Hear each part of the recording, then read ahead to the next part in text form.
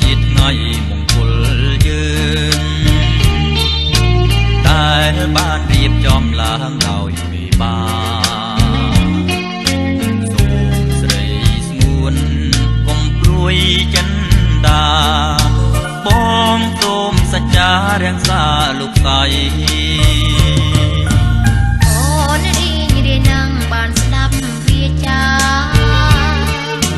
រៀងថាស្នេហាអូនមិនដែលយល់តែពេលនេះបានឃើញហើយបានស្គាល់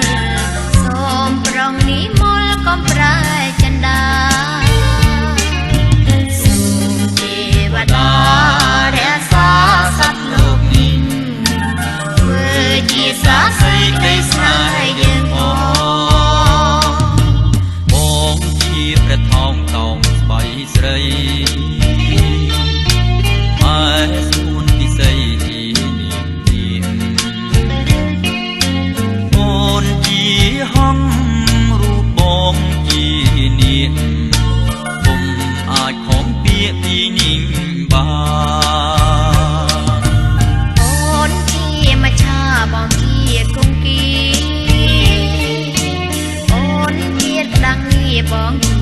សារួមអូនបានរួក៏ព្រោះតែដង្ហើបងជាសន្សានសម្រាប់អូន